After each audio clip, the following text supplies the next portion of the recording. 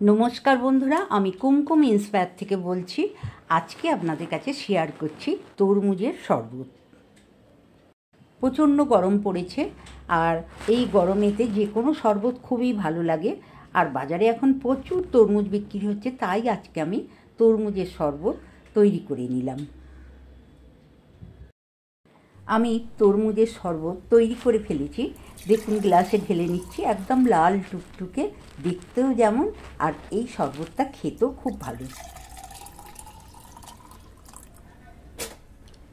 শরবতটা আমি তৈরি করে গ্লাসে ঢেলে নিয়েছি। এইবার দিয়ে দিচ্ছি আধখানা লেবু, দুটো গ্লাসের মধ্যে আমি দিয়ে দিচ্ছি। এই গ্লাসেও আরও একটু রস দিয়ে দিচ্ছি। এই লেবুর রস দিয়ে তরমুজের শরবত খেতে ভীষণ ভালো লাগে। আমি একটু তরমুজ গ্রেট করে ফ্রিজে 5 থেকে 10 মিনিট রেখে দিয়েছিলাম ঠান্ডা করতে। সেটাই আমি 1 চামচ করে এই শরবতের মধ্যে দিয়ে দিলাম। তরমুজের শরবত তৈরি করে নিয়েছি, আর এর মধ্যে দিয়ে দিচ্ছি দুটো করে টুকরো বড়, দুটো গ্লাসে। আমি আরও একটা টুকরো করে বরফের টুকরো দুটো গ্লাসে দিয়ে দিলাম। এই লাল আর সাদা গ্রেট করে রাখা তরমুজের টুকরো আগেও 1 চামচ করে দিয়েছিলাম, আবার এখনও 1 চামচ করে দিলাম দেখতে ভালো লাগার জন্য। তরমুজের শরবত করার জন্য আমি একটু তরমুজ লাল দেখে গ্রেট করে নিয়েছি, আর খোসার যে সাদা অংশটা সেটাও একটু নিয়েছি দেখতে ভালো লাগার জন্য, আর নিয়েছি আধখানা লেবু আর বরফের টুকরো।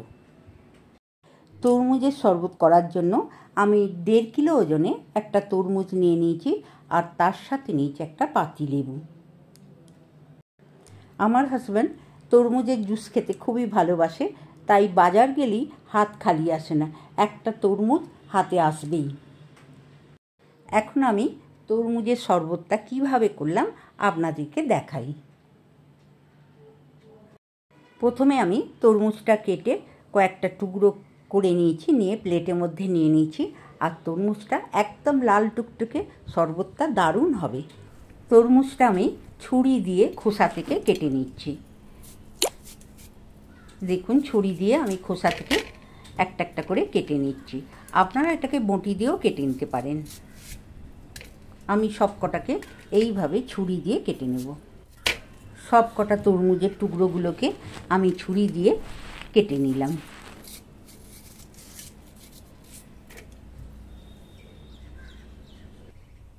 এই টুকরোগুলো আমি মিক্সিতে দিয়ে তরমুজের জুসটা বের করে নেব। ছোট ছোট টুকরো করে সব তরমুজটাই আমি কেটে নিলাম। এই তরমুজের টুকরোগুলো দানা বাদ দিয়ে আমি মিক্সির মধ্যে নিয়ে নিচ্ছি।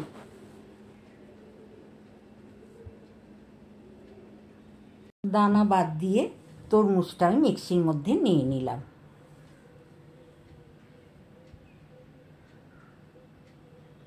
এর মধ্যে নিয়ে নিচ্ছি 1/2 চামচ বিট লবণ আর 2 চামচ চিনি। আমি 2 গ্লাস শরবত করব, তাই 2 চামচ নিয়েছি। চিনি যদি আপনারা না খান তাহলে চিনিটা দেবেন না, নুন আর লেবু দেবেন। ঢাকাটা দিয়ে দিলাম। মিক্সির মধ্যে আমি পেস্ট করে নিয়ে আসছি। তরমুজটা আমি পেস্ট করে নিয়ে চলে এসেছি। একটা ছাঁকনি দিয়ে এই তরমুজের জুসটা ছেঁকে নিচ্ছি।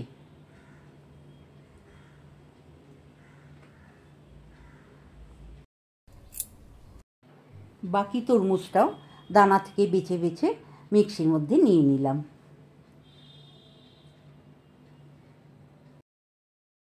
দেখুন, দানাগুলো বাদ দিয়ে দিয়েছি। দানাগুলো এবারে আমি ফেলে দেবো।